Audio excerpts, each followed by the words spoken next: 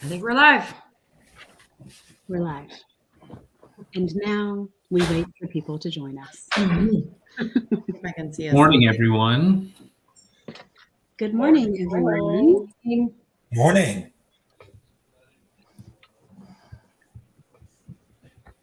It's the day before Valentine's. Yes. Valentine's Day Eve. I got my hearts. Yeah. Let's see. While people are signing on, let's talk about what communion elements we have today. And if you are signing on, grab your communion elements. That's the first announcement. I have a Valentine M&M. Aww. I feel like I'm winning. I have a Twix bar. Yes. Okay. Banana. What's that? Lee? Banana. Oh, a banana. I mean, there's a larger piece of banana, but I think for communion, I should probably. You're like breaking the bread. Especially since you're singing after. It's hard to sing right after you're trying to chew and swallow. Yeah. Give me a good time for everybody. Get an off-brand Ritz. Has pistachios and coffee. What do you have, Matt? A little bit of port and a chocolate-covered pecan. Nice. Fancy. I have a coconut cluster roll. And Can we coffee. just say hooray for Jet, who's behind the scenes running our back of the house stuff today? Jet. Thank you. Yep, for real. Yes, thank you so much, Jet. I'm trying to not have a cough attack every time I speak. So if you see me hacking but then can't hear me, it's because I'm really good with StreamYard now. I muted it just in the nick of time.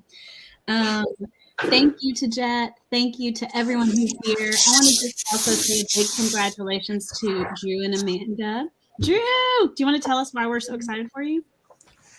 So after 1,177 days on Wednesday, Amanda and I officially adopted Jordan, Aurelia, and Xavier Collins Bowen. Oh, Amazing. wow. We're so Really happy excited for about y'all. that. Yay. Yes, send your love in the comments if you're watching. So many of us in our community have been following along and trying to offer support, and it's been a long journey, so thank you. Yeah. Fran or Matt, can y'all share some announcements for a second? I'll be happy to share that we're moving forward with our second baptism cohort. We have, it looks like, I forget now, 5 or 6 kiddos all together. Super excited about that. It's going to be like a 5 or 6 part long catechism type experience that we created here in the Peace community. I've never seen anything like it in any other community, and I'm excited.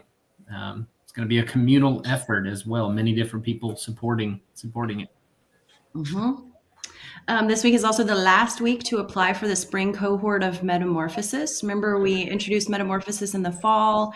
It's a cohort for folks who are looking for some community on the deconstruction path. And we really enjoyed that group in the fall.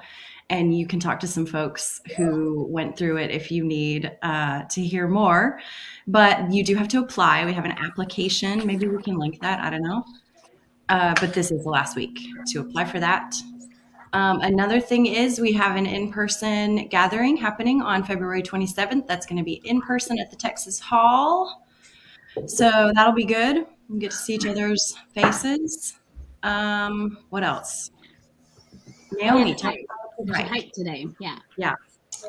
Yes, kiddos, we're doing our first spiritual formation for the youngest kids, for the younger 3 to 6 year olds.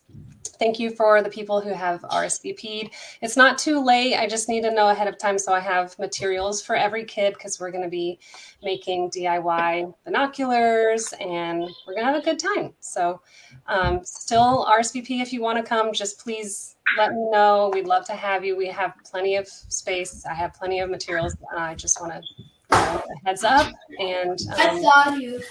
Excited and thankful for everyone who's already offered to volunteer to help. So I really appreciate everyone's reaching out for that. Thank you, Naomi. And again, go get your communion elements if you haven't, and feel free to share in the comments. Let's see. I think that's everything. The last thing is just an invitation to donate to the work that we're doing at any given point. We're grateful for any amount at any given time and are very transparent about it as well. So you can get our weekly emails by DMing us if you're not on that list. But we tend to send out updates and share about what's going on in our budget and everything like that to try to be as transparent as possible. But there's a link where you can donate, and we're trying to get better about sharing that link because we are totally funded by the community. We don't receive outside support. So unless people just want to give it to us, but we are grateful for everyone who's always helping sustain the work of the community. Thanks, y'all. So I am going to move us into the chiming of the hour. This is a space that we create every single week together. Have a centering moment. You know, we need to share these life of the community updates. They truly are just as much a part of our sacred space together, is knowing all the pockets of community and spaces that we try to create. But then we also want a centering moment where we can take some breaths and enter with intention into this particular space today. So I'm going to chime 10 times to mark the hour and invite you to take some deep breaths, maybe set, a hope or an intention for yourself, or just use that time to reset, whatever's best for you. But I'm going to chime now.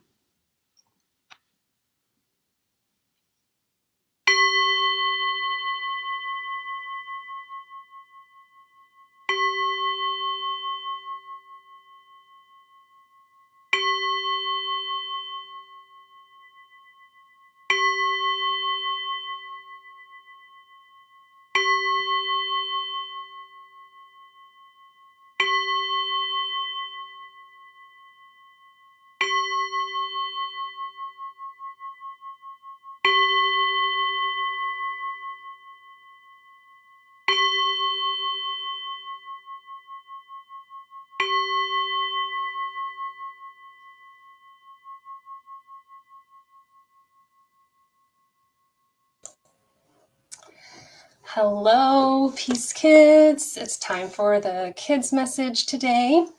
So come on down to the screen if you're around. Good morning. So I don't know if anyone's noticed, just based on kid sermons we've had recently and kid events we've had recently, but I'm kind of been on a little bit of a theme of nature. If anyone's been paying attention, you may have noticed that. So today we're going to talk about nature again, but it's hopefully going to be my last one. I'm just really drilling it in. So I've got a little box of mysteries here. I'll try to show. So inside this box is a bunch of stuff, mysteries. So I'm going to pull one thing out at a time, and we're just going to talk about each thing. Before I do that, I just want to mention the affirmation for this month. It says, all of nature holds the beauty and the presence of spirit. So as we look at nature treasures together and as we live our lives in this beautiful world, just kind of have that in our hearts. And this message is going to go along with our kids' activity this afternoon. So all of nature holds the beauty and presence of spirit.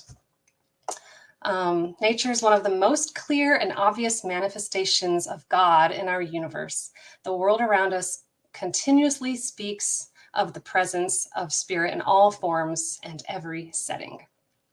So I love that connection that we can have. We can just feel close to God through nature. Well, before I get to the mysteries, sorry, I'm really excited to show you those. Here's a Bible verse. It says in Psalm 19, 1-4, I added a little bit of a pronoun just to change that up a bit. But it says, the heavens show us how great God is. The sky above shows her good work. Each day speaks about God until the next day continues the story. Every night tells us how great God is. They do not use words to speak. Nobody hears their voice, but their message goes all around the earth. Their words go to all the world. God has made a home for the sun in the sky. Okay, so one more quote, and then I'll get to the mystery box, okay? Climb the mountains and get their good tidings. Nature's peace will flow into you as sunshine flows into trees. The wind will blow their own freshness into you, while cares will drop off like autumn leaves. That is by John Muir. And I love that because I just love that image of cares dropping off like autumn leaves, because I feel that in nature. And if you do, drop a comment. Tell me how you feel. How do you feel in nature? When I'm in nature, I feel like my cares kind of become a little bit smaller. I feel like my jumbled mind begins to clear. I feel like I can just talk to God more freely and listen to God more freely. I feel calmer. And yeah, that's how I feel. But if you want to share, feel free to share. Okay, we're going to get to the mystery box. Here we go. I'm going to pull out one at a time. Okay. This is a leaf. Does anyone know what kind of leaf, what kind of tree this might be from? I cracked it this morning because I was practicing and I wanted to hear what it sounds like. I love hearing the leaves crunch. But the magnolia leaves are really fun. They're real big leaves and they're really strong, and you can make lots of cool projects with them. But I love to see, when I'm in nature, I feel like a young child. I love that. I love to just realize and think how this very small thing came from a huge tree. And I just love that. Just the symbolism of trees and how something very small can become something very big. Like the next one. I love this. It's like a little branch with an acorn just hanging on. Just hanging on.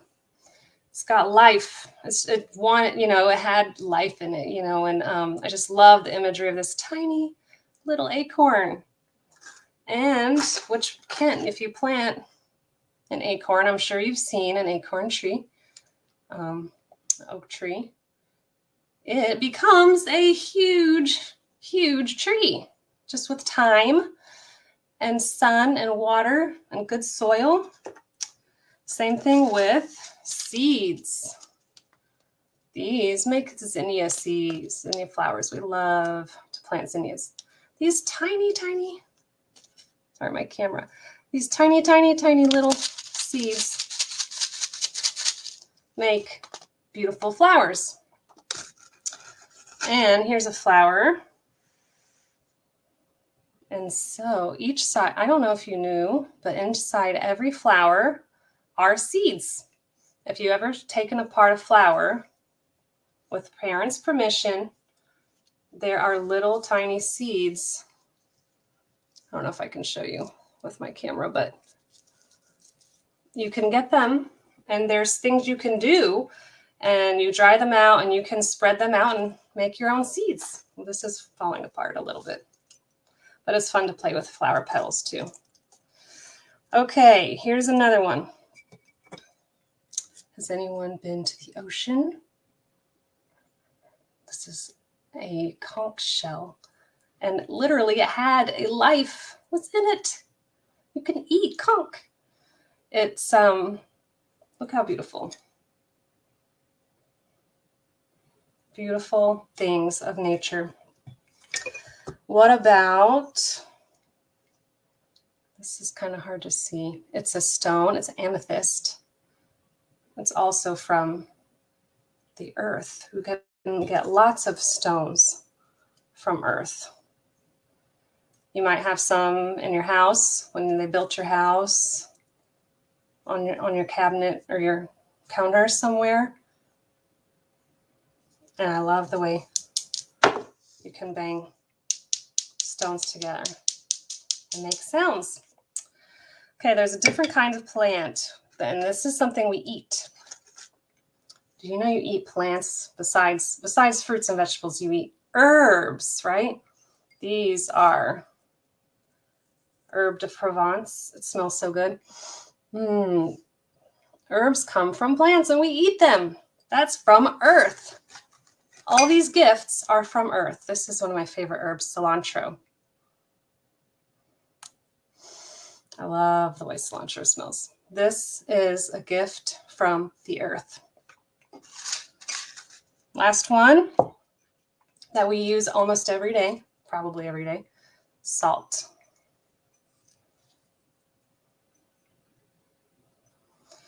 So these are, what's something that all of these have in common? Like maybe what colors, like what colors do you think of when you think of earth colors? There's actually, you could call like earth tones, right? It's like brown, greens, all the shades of greens and browns you can think of, and the colors of flowers and those earthy tones. And all of these nature's gifts were not made by humans. These were made by God. These are from Mother Nature. And they are safe, they're precious, they're biodegradable, they are good for us and good for the earth. We drink tea that comes from the earth. That's right. I love tea. Those are herbs. Exactly. Thanks, Jordan. Okay, so I'm going to close with this quote by Anne Frank. And it says, "The best remedy for those who are afraid, lonely, or unhappy is to go outside, somewhere where they can be quiet, alone with the heavens, nature, and God. Because only then does one feel that it is all as it should be, and that God wishes to see people happy amidst the simple beauty of nature." So I'll close with our affirmation again. All of nature holds the beauty and presence of spirit. Amen.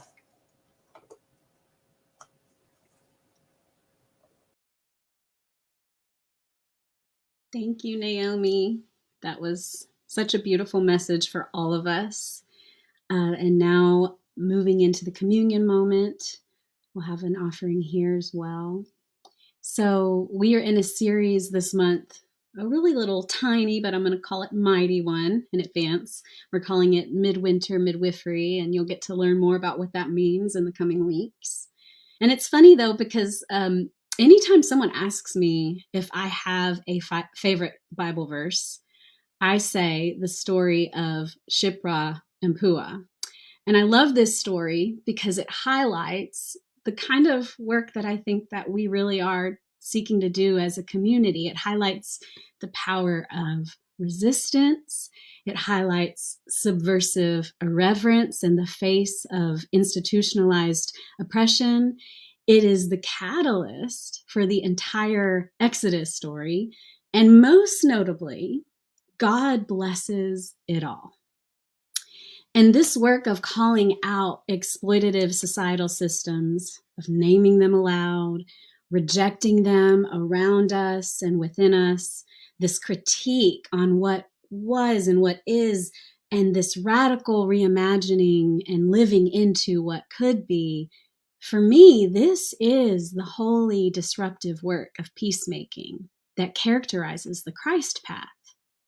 And this is the same kind of work that Shiphrah and Puah as midwives were up to. And Fran's going to read that text later, and she's going to actually preach on it.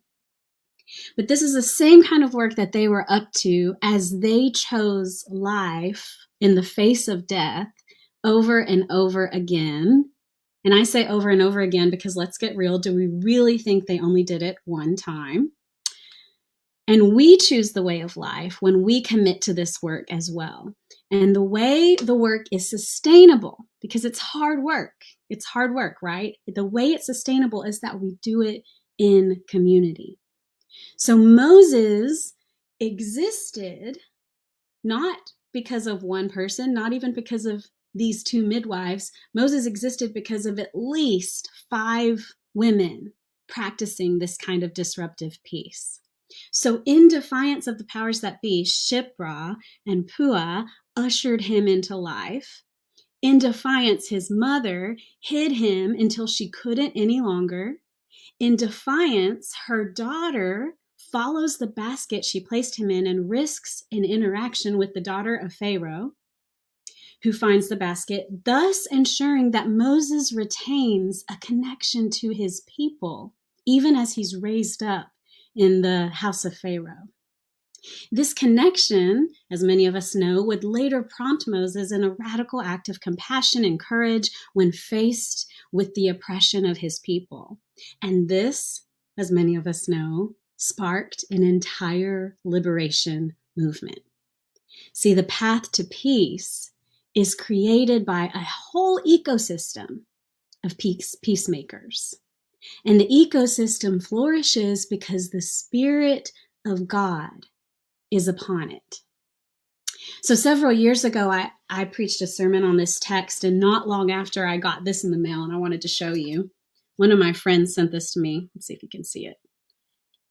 The glare is kind of hard, but this is a piece of art that depicts what one of the midwives may have looked like in the artist's imagination.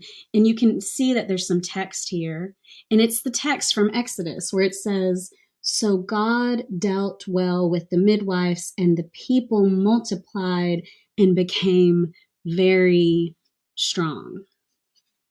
So I'll say it again. The ecosystem flourishes because the Spirit of God is upon it, and we can be peacemakers in our time. We can also contribute to the good health of the ecosystem. And so with all of this on our hearts and minds, I want to invite you to join me in the liturgy of communion.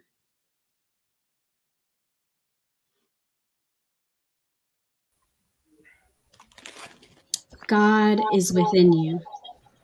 God is also within you. Lift up your hearts. We join in the beloved community. Let us give thanks for the blessing of life. together. Together we raise our voices in gratitude. And I want to invite you to take the elements now as I pray. And this is my prayer.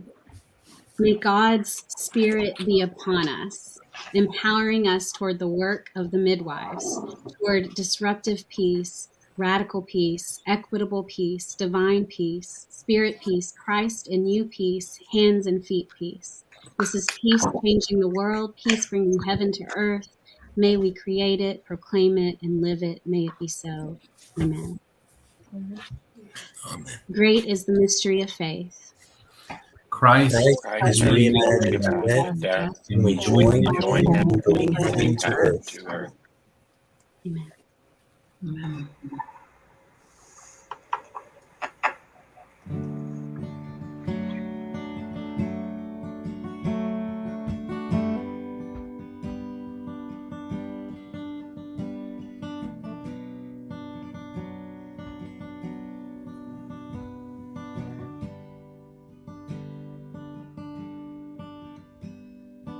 You've heard the cry of our heart.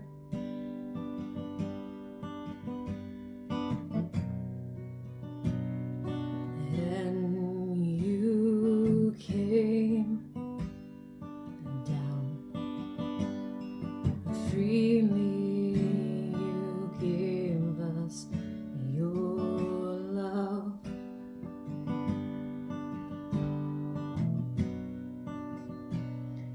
Showing us how.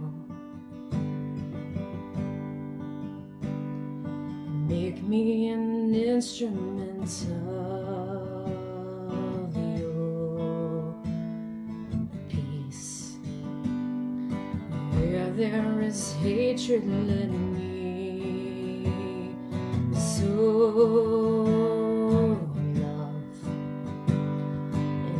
There is darkness, let me shine light. Oh, and may your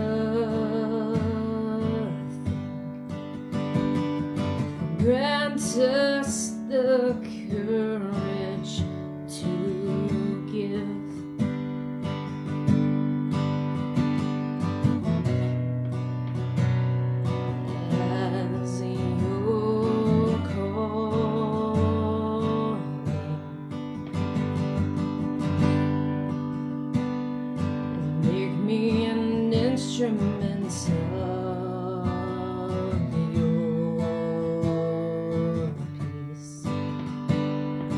Where there is hatred, let me sow love. And where there is darkness, let me shine light. Oh, and may your love cause us to open up, cause us to open up our hearts. And may your light cause us to shine so bright that it brings hope into the dark. And hope for the hopeless. Your love is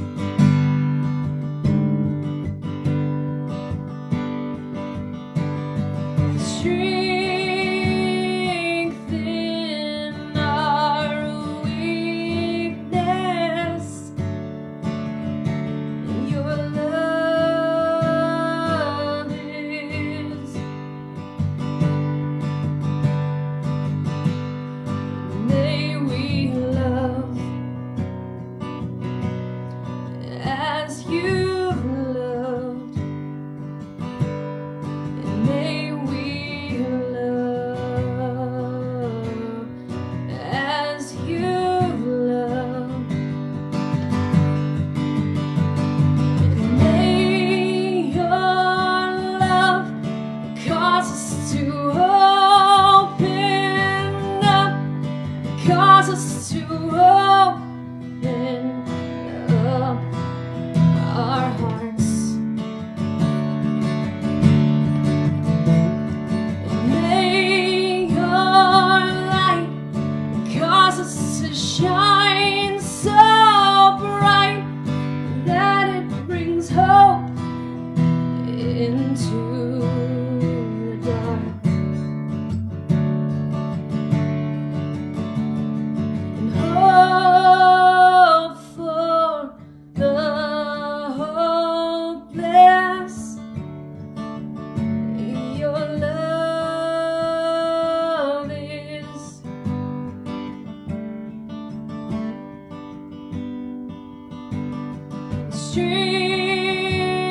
Strengthen our weakness. Your love is. And may we love as you've loved. And may we love as you've loved. And may we love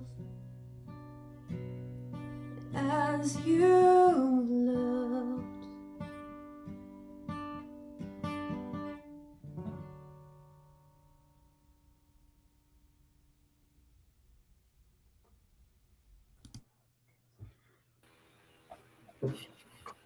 Wow. Thank you, Lee.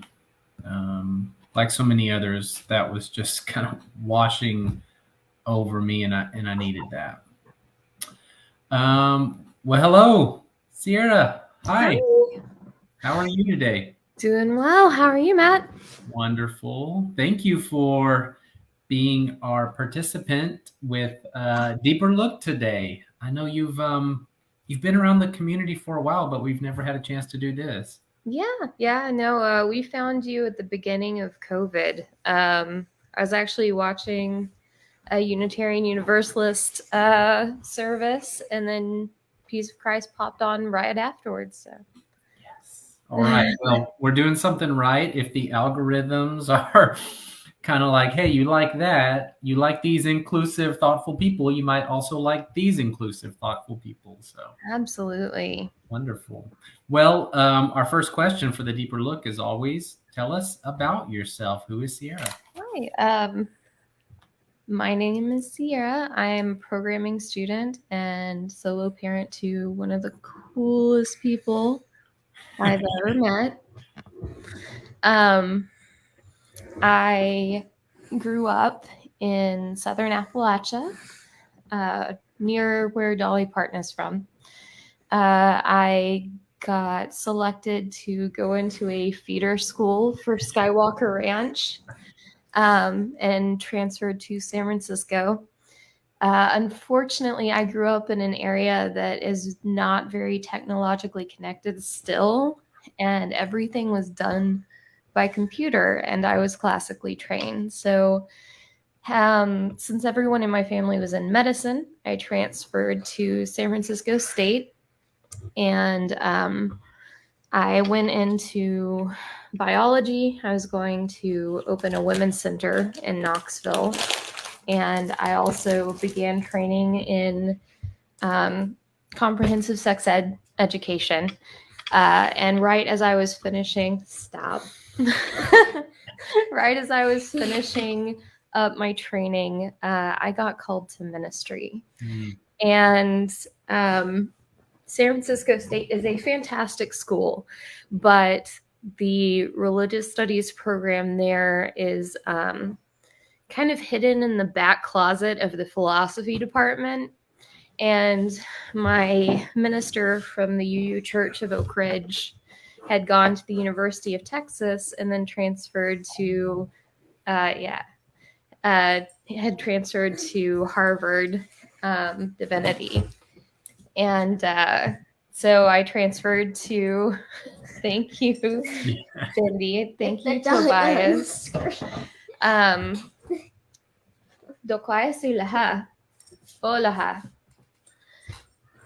Transferred in 2010, and I became a ministerial intern at an American Baptist church.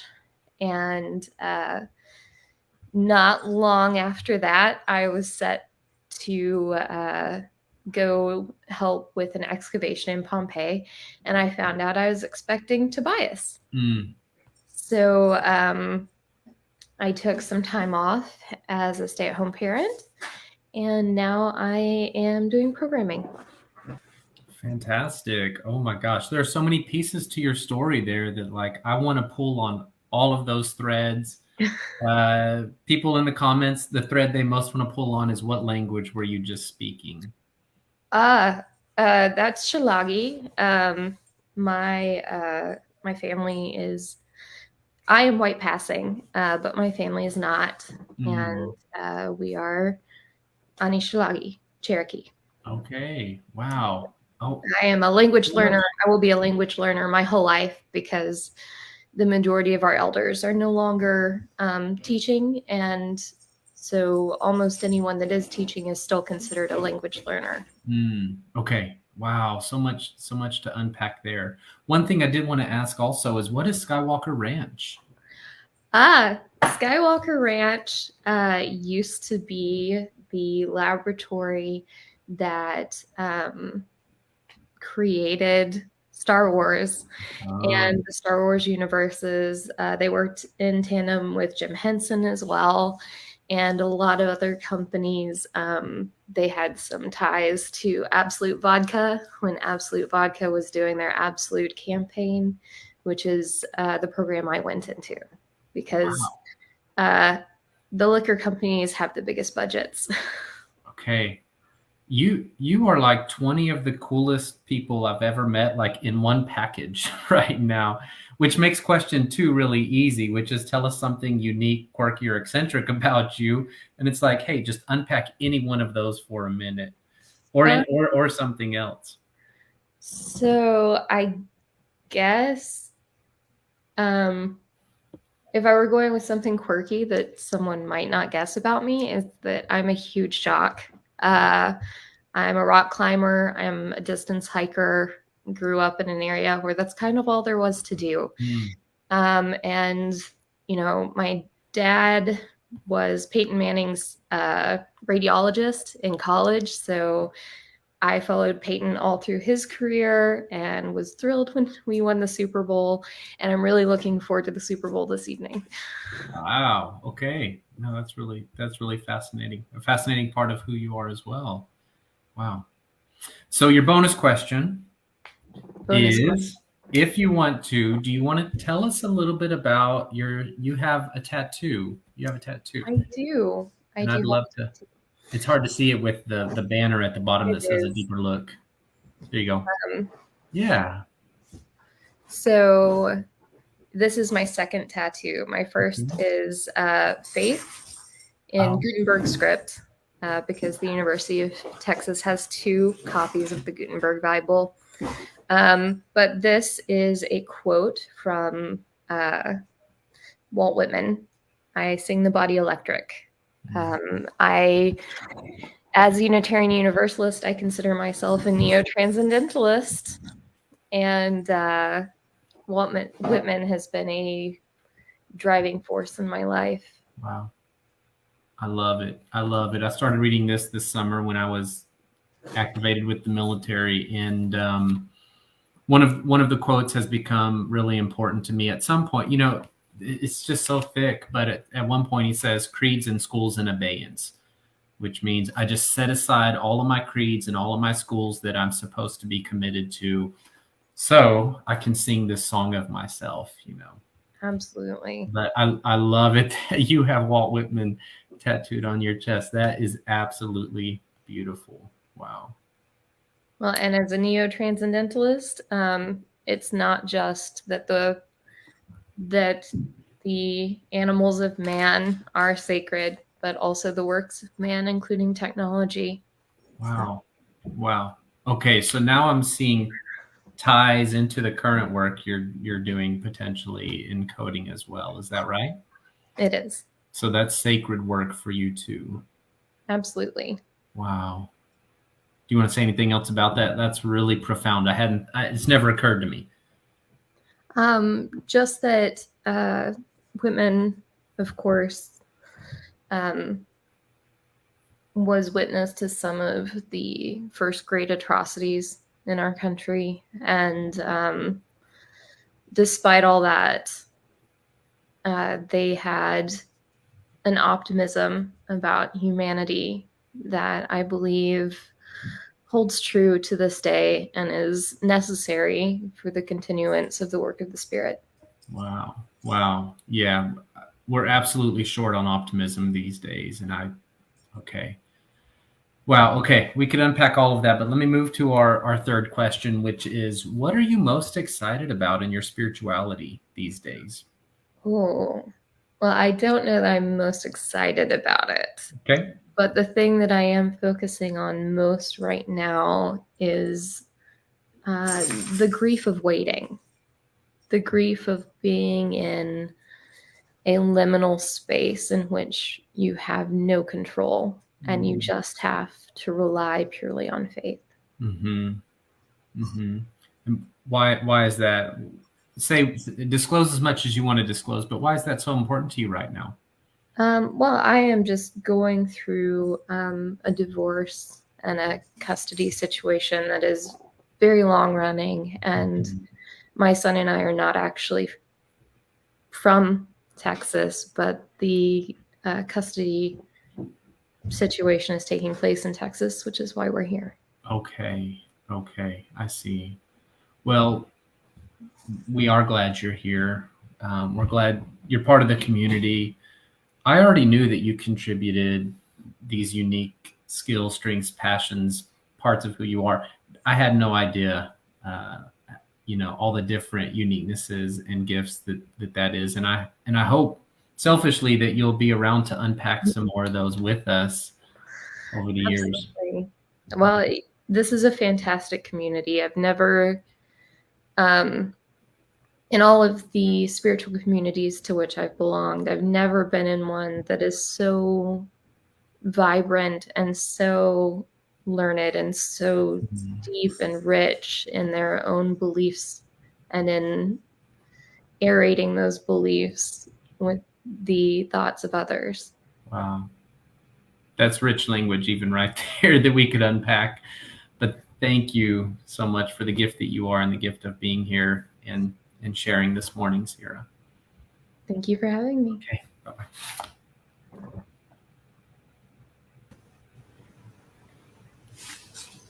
Hey, y'all. I'll be reading from Luke chapter 6. I'll be doing verse 17 through 26. Speaking about Jesus. He went down with them and stood on a level place. A large crowd of his disciples was there, and a great number of people from all over Judea, from Jerusalem, and from the coastal region around Tyre and Sidon, who had come to hear him and to be healed of their diseases. Those troubled by impure spirits were cured, and the people all tried to touch him, because power was coming from him and healing them all. Looking at his disciples, he said, "Blessed are you who are poor, for yours is the kingdom of God. Blessed are you who hunger now, for you will be satisfied.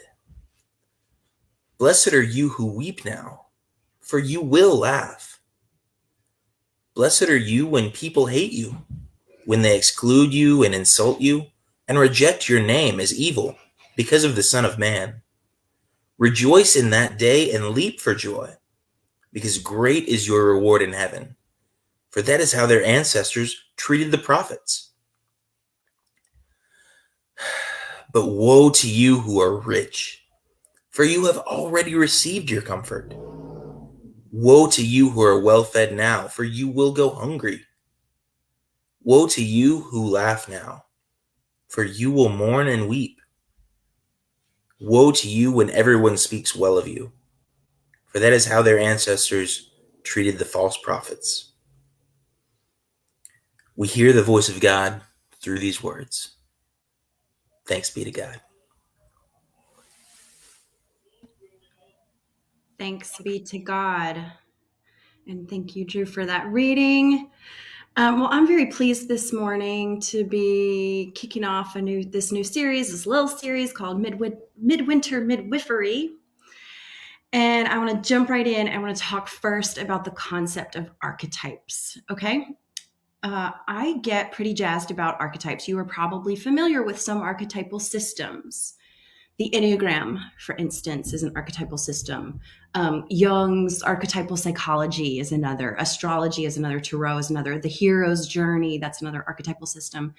And what these systems do for us is they help us create cohesive stories about ourselves and about the world so that we can better understand our experiences and our roles, and so that we can be more present to what is happening in our lives. The point of any archetypal system, as I understand them at least, is to help us awaken to our own selves and to become conscious of the unconscious. And there are a lot of archetypes that, of course, religion uses to perceive and understand the divine. But so this is an imperfect metaphor, but imagine that I had a pair of sunglasses with yellow lenses. An archetype is kind of like a set of lenses through which we see the world. So if I put on these yellow lenses, I see the yellowness of the world. And if I put on a pair of pink lenses, I see the pinkness of the world. And Christians have quite a few archetypes that we've used over the course of millennia through which we learn to see God or the divine. One, for instance, that gets a lot of use in Christian circles is the father archetype. So we put on our father archetype lenses and we see God as protector, provider, and so forth. Another is the king archetype. So we put on our king lenses and we see God as ruler, boss, overlord, as being in control. Another is the healer or the great physician lens archetype, and so forth. So most of the lenses that Christianity has ever worked with have been highly masculine archetypes, which is all well and good. God encompasses all gender, and we absolutely need these divine masculine archetypes to help us see God and ourselves.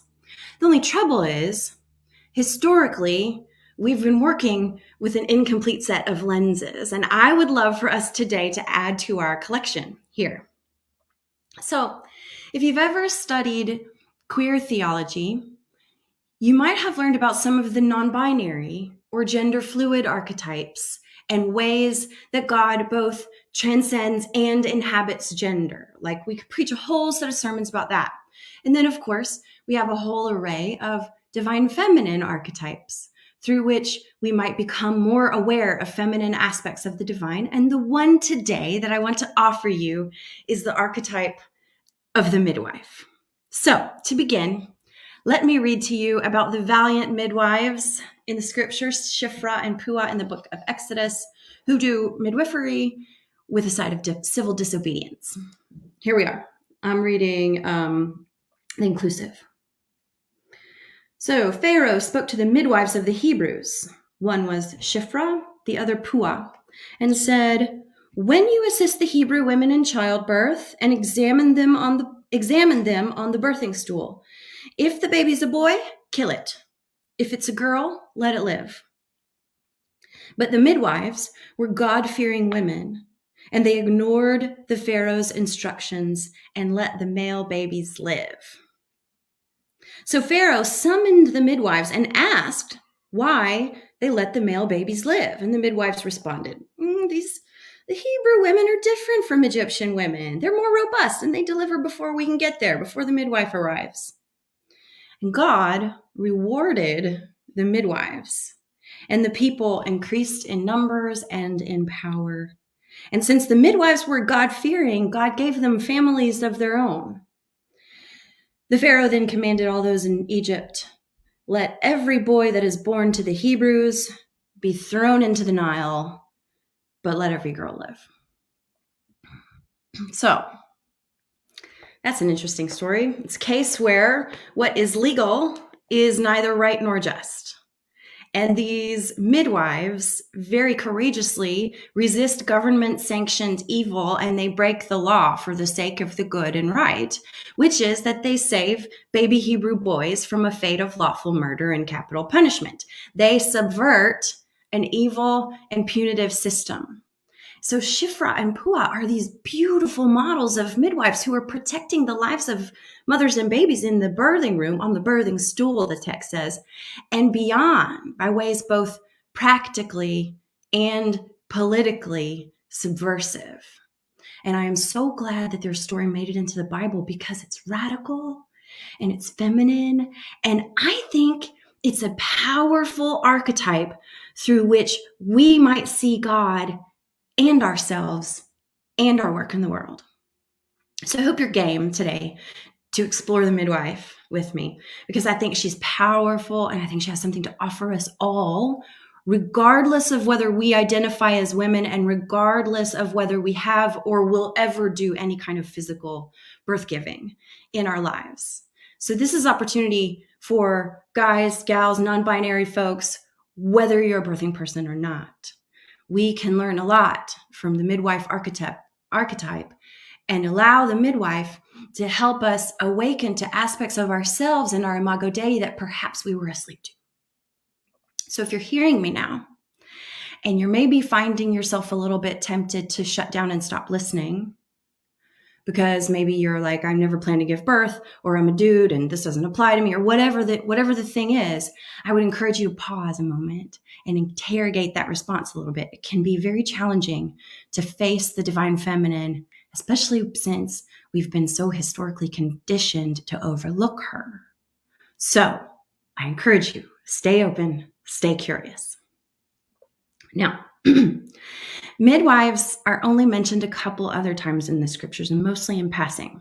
But we know, because we know that human beings get born, right, that midwives were integral to ancient cultures. Of course, then with the advent of modern medicine, midwifery has been kind of more relegated to the sidelines of birth care. But I assure you, the midwives are still here and they are still doing their sacred work. People all over the world have birth practices, and midwives are very ubiquitous. Birth and death are, of course, the two most primal rites of passage that we all have in common. So it's interesting that we so often overlook the people who help usher us into the world and then out of it. And perhaps we should take another look at the people who follow a calling of midwifery. And it just so happens that I am uniquely qualified to tell you a little bit about midwives, just a little something. I myself have given birth twice with the help of midwives, once in San Francisco and the second time here in Williamson County. And I can attest to the profoundly spiritual nature of their role. They are a help to a mother in some of the hardest, most emotional, most desperate feeling moments. Midwives come alongside birthing mothers in a very special way.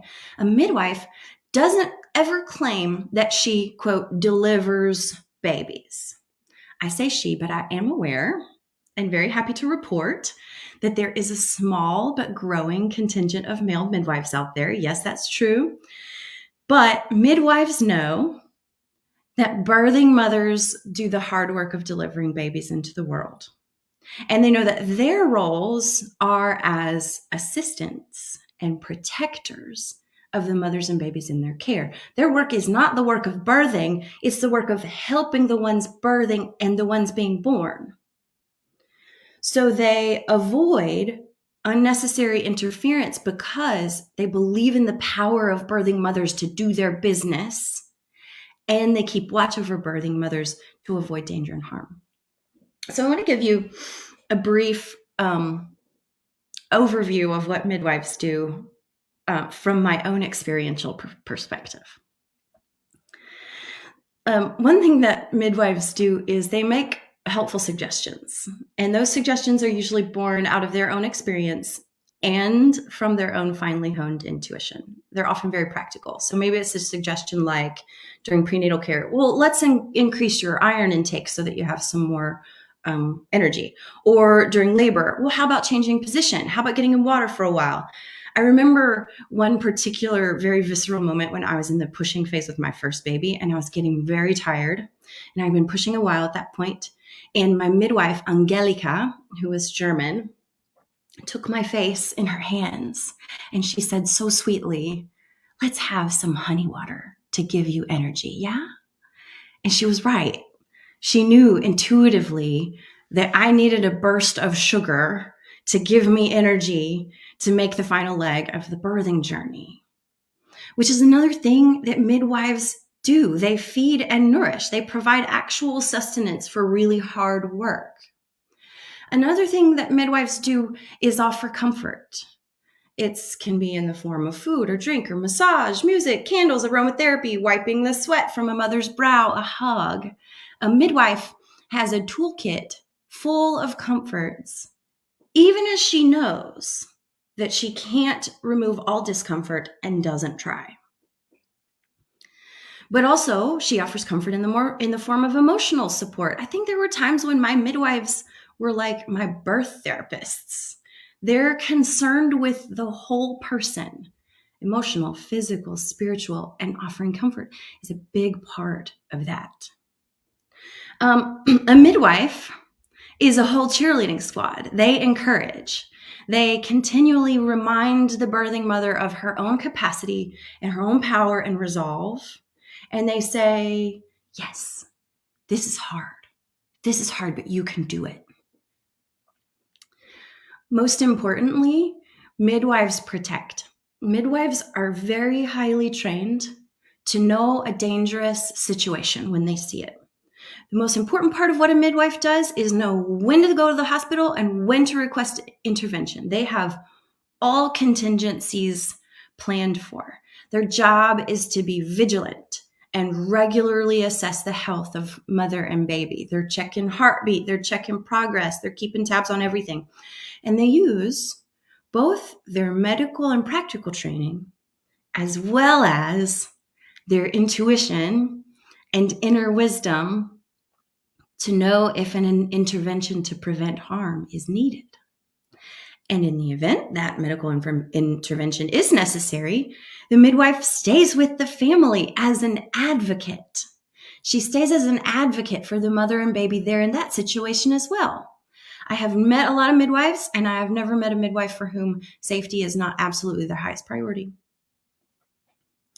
A beautiful thing about midwives is aftercare. They don't just leave you and never come back. When our second daughter was born, our midwives mostly left Jordan and I alone with baby after she was born, and like all the necessary checks were done, and they felt sure everyone was good. And do you know what they did? They went to the kitchen and they made breakfast tacos, and they put the laundry on. They literally came in and fed me tacos after helping with my birth, because great midwives know how exhausting the work is and how in need of sustenance that mama is after she's done that hard work. And then they come back the next day. And then they come back a few days later after that, and they check on everybody, and they make sure that baby's feeding well, and they weigh the baby, and they check on mama's healing, and they keep a sharp eye out for complications and offer overall support to this new family. And I haven't even mentioned all the prenatal support and healthcare that midwives provide before birth, during labor, and beyond. A midwife is committed and present in helping out and offering support. Now, isn't this beautiful? Can you maybe see for yourself some divine attributes here in the midwife, both the actual midwife and the archetypal? I'm put in mind of when Jesus says in John 15, he says, when the Comforter comes, who I will send to you, the Spirit who comes from God. Some translations say the advocate, when the advocate comes, or when the helper comes. The kind of help and comfort and advocacy that a midwife embodies sounds to me a bit similar to what the Spirit is reputed to do. And some of you might have personal experiences of that, the Spirit of God coming alongside you as advocate, helper, comforter. The midwife isn't the star of the show. She doesn't get up in her ego and thinks that she's performed some miracle. She knows that she is supporting caste and that her work is valuable and necessary. Midwives know that they can't do a mother's work or a baby's for them. They know they can't rush the process. They can't force things to happen. They can't control how a birth proceeds. They just have to roll with the punches and continuously assess what's needed. Her role is one of service, but also one of wisdom. And it has to be done in the patient, intuitive, nurturing, fierce way of the divine feminine. In Braiding Sweetgrass, which we've been reading in our book group this past couple months, Robin Wall Kimmerer talks about leadership not being about power or control or hierarchy. Instead, true leadership is about service and wisdom. And service and wisdom are beautiful things we can learn from the archetype of the midwife, the helper, the comforter, the advocate, the protector, of people who are doing some of the hardest, messiest, sweatiest, gruntiest work of their lives. And this is something that Matt and Aurelia and I think can talk about. Like, we know that your spiritual work is some of the hardest work you'll do, especially if you're trying to get healed after trauma. And we know that we can't do it for you, and we can't rush your process, and we can't force you to do it any one way. So as pastors, I think a thing that we try to do is look around at our community, see what's going on, what's growing, what's being birthed, and we do our best to come alongside that work, your work. We can't birth into the world what you're here to bring forth, but we can support, observe, encourage, alert when we see danger, help you request intervention when things get too tricky to handle on your own. We can come alongside and offer practical suggestions and be vigilant in the event that you need medical help. And you all do this for each other too. I see that. So we have this amazing story of these two women midwives who are ordered to turn babies over to be killed. But instead, they keep to their original mission, the safety of mamas and babies. They are part of an ancient lineage of midwives, skills that are passed from person to person, trainee to master to trainee. And that lineage is still here today. And we can learn, I think, some powerful spiritual lessons from it. So I want to take a couple of minutes and just point out a few of those lessons that I notice. Although I have no doubt that you guys can fill the comment section up with other lessons that you see here that I may not mention. So first spiritual lesson that I see is just the reality that there are times when you will be the birth giver. You will be laboring to bring something into the world that only you can bring, something unique that is your contribution to heaven on earth. You will be the star of that birthing show, and you will need to put in some work and effort. And the thing you birth could be anything. It could be art. It could be a solution to a problem, relationships, organizations, whatever. The list could go on and on. And in the same way, there are times when you may be called to serve as a midwife to people who are doing their own birthing work. You'll be the supporting cast, the advocate, caregiver, comforter, nurturer, nourisher, vigilant, protector. And when that day comes, you can know that that work is valiant and necessary. That service and wisdom, service and wisdom. Friends, prepare yourself for that day. Cultivate the spiritual practices that you need to deepen your wisdom and self-knowledge, and to transcend and train your ego. Do your ego work now, so when you're needed, you're ready. Because the egos don't really like supporting cast work. They just don't. They're egos.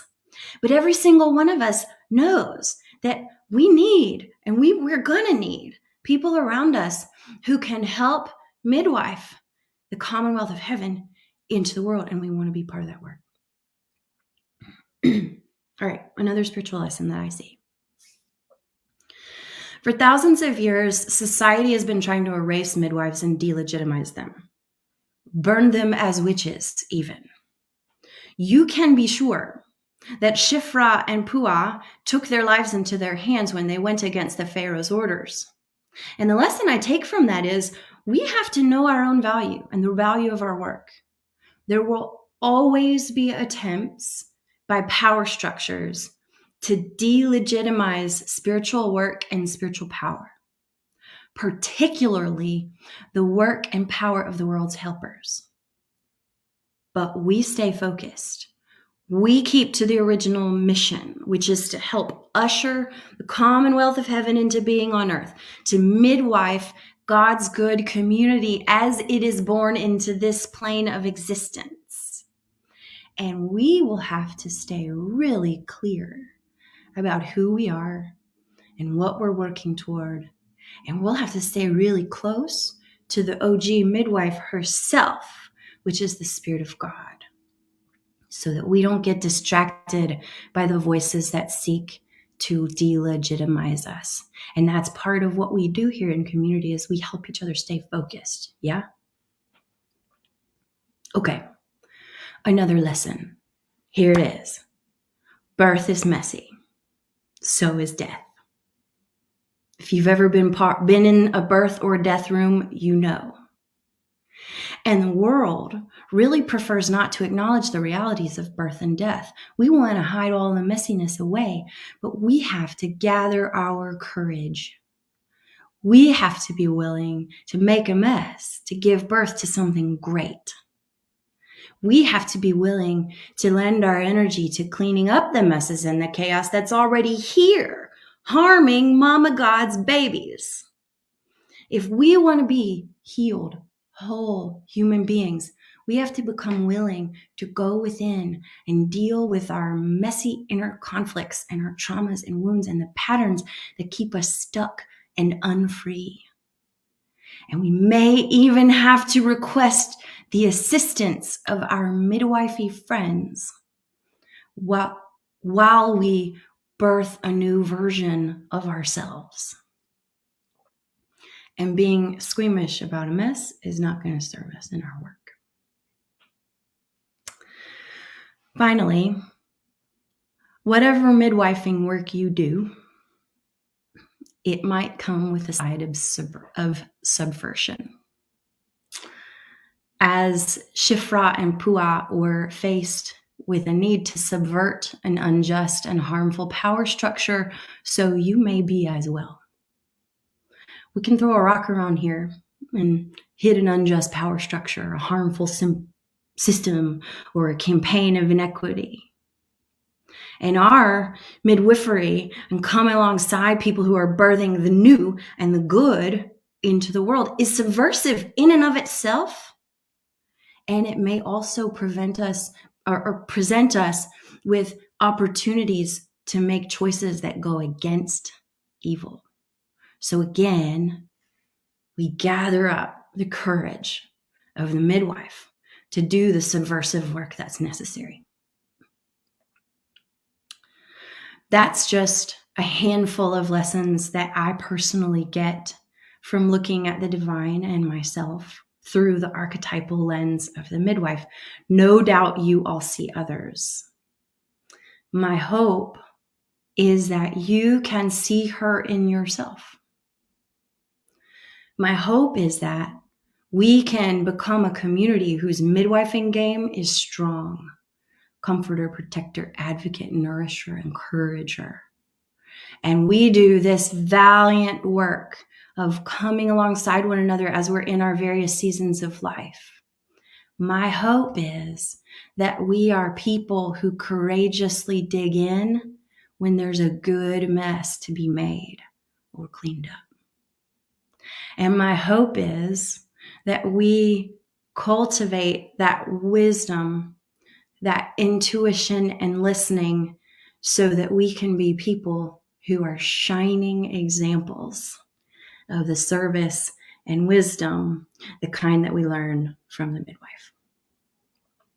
Amen. Please join us in, this is probably one of my favorite litanies that I've ever written, and James is going to read it for us.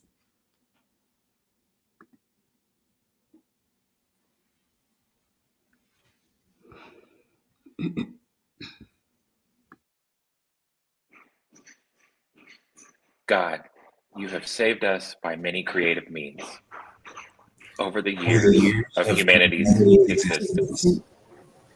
You've saved your people by means of trumpets and shouts, by means of manna from heaven, by means of water from rocks, by means of miraculous and mundane.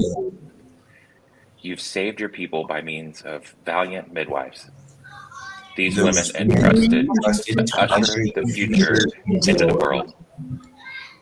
In the midst of the pain and the travail, with wisdom, experience, and alertness, we may all be like the midwives, working in quiet devotion or in subversive creativity, those who care for those who caring, those who comfort and calm, those who shift breaches and unblock exits, those who urge us to push when the time is right, those who know when to wait and when to cut, those who catch slippery bundles of goodness as they emerge, those who bind up wounds of effort.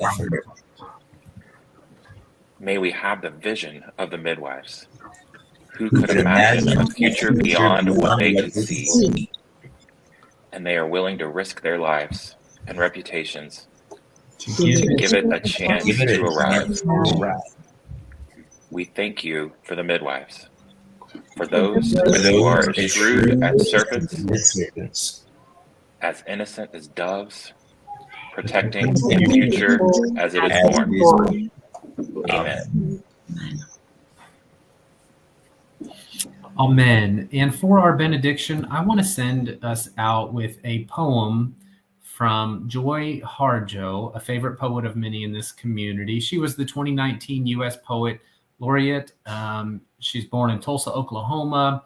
She's a member of the Muscogee Creek Nation and a beautiful poet. So let me read this, and I think the poem will be linked for you if you want to read it later. But the poem is titled "For Calling the Spirit Back from Wandering the Earth in its Human Feet." She writes, "Put down that bag of potato chips, that white bread, that bottle of pop. Turn off that cell phone, computer, and remote control.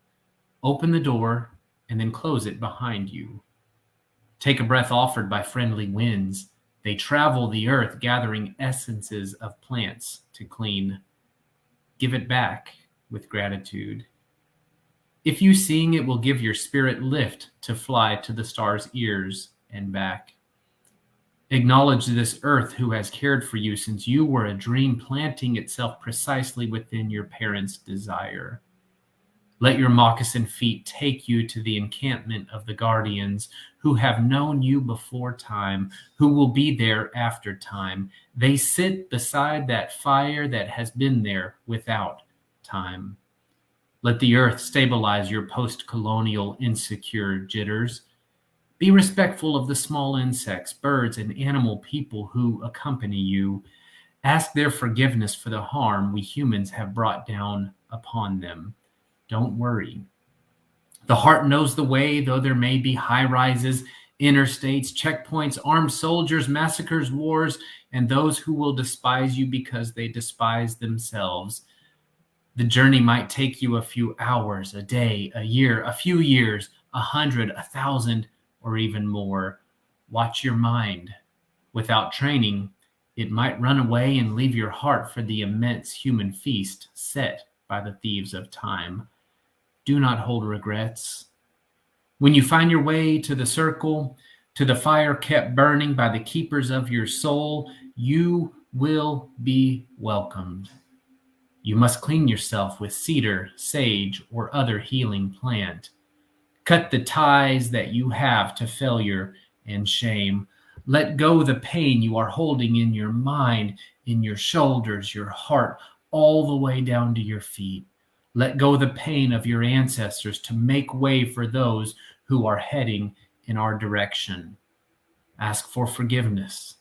Call upon the help of those who love you. These helpers take many forms: animal, element, bird, angel, saint, stone, or ancestor. Call your spirit back. It may be caught in corners and creases of shame, judgment, and human abuse. You must call in a way that your spirit will want to return. Speak to it as you would to a beloved child. Welcome your spirit back from its wandering. It may return in pieces, in tatters. Gather them together. They will be happy to be found after being lost for so long. Your spirit will need to sleep a while after it is bathed and given clean clothes, and now you can have a party. Invite everyone you know who loves and supports you. Keep room for those who have no place else to go. Make a giveaway, and remember, keep the speeches short. And then you must do this. Help the next person find their way through the dark. I send you out with these beautiful words from Joy Harjo. They're beautiful. May they be your blessing and your work as you go out into the world in peace, for peace. Amen.